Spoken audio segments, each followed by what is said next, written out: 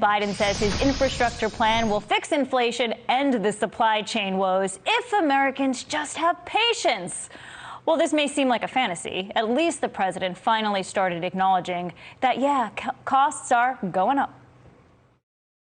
Everything from a gallon of gas to a loaf of bread costs more, and it's worrisome, even though wages are going up. We still face challenges, and we have to tackle them. We have to tackle them head on. Joining me now is Republican Congressman Warren Davidson of Ohio. Congressman, good to see you. Thanks for coming on. Good to see you too, Lauren. I don't mean to poke fun at the president, but I don't think any president recently bought a loaf of bread. Just saying that. But we do hear him acknowledging inflation, right? He definitely did that. But yet, to me, he seems in denial about his policies causing inflation, contributing to it. So is this Build Back Better really, as the Wall Street Journal put it, Build Back Worse? It's Build Back Bankrupt. I mean, frankly, it's a horrible, horrible plan. The real question is, how many gallons of gas are they going to dump on the fire already? Inflation, as you highlighted earlier, is undermining the value of our dollar. And you have core issues like, all of the $6 trillion just in CARES-related, American Rescue Plan, different branded relief packages that poured cash into the economy, and frankly, in some areas are still discouraging labor force participation. We still only have about 62% of the 18 to 65-year-olds working, so everybody's hiring. That's leading to some stockouts, but there are other policy decisions that Joe Biden has made, like making it harder to produce energy in the United States, like canceling our pipeline, that are having a direct impact on things like gasoline. So it's a policy decision. Inflation's not like COVID, where it's contagious and spreads. It's a result of policy decisions, and bad ones. But I wonder if we as Americans understand that, because President Biden is still saying Americans we're not smart enough to understand supply chain issues. Listen here.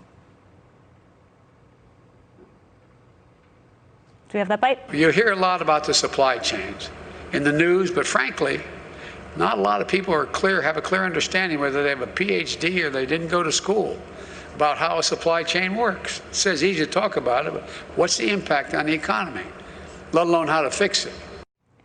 What do your constituents in Ohio tell you about inflation, how it affects them, and if they even understand it? They understand it.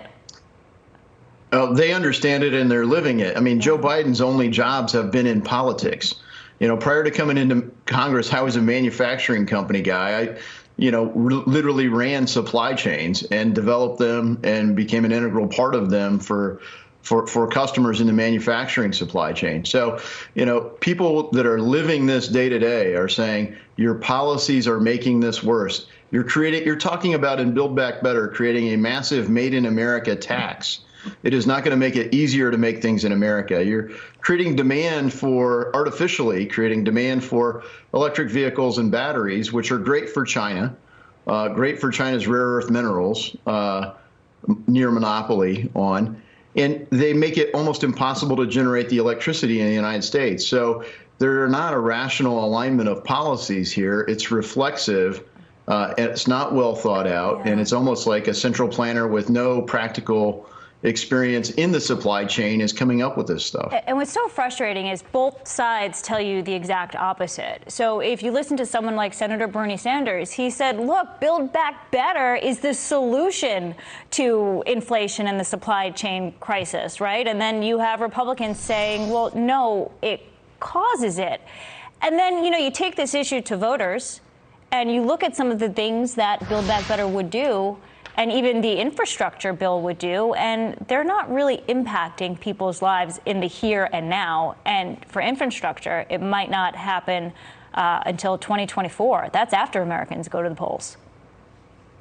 Yeah, look, Barack Obama talked about shovel-ready jobs. It took forever for the shovels to show up. That's the same problem with this infrastructure bill.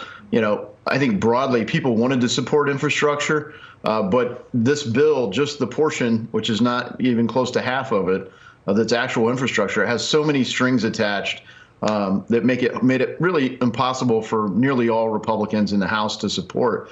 And then when you look at following it on with Build Back Better, just it being a delivery vehicle, they're onto the fact that the word infrastructure is popular. So now they're calling it social infrastructure or human infrastructure. It really is Bernie's agenda, and that's why he's so passionate about it.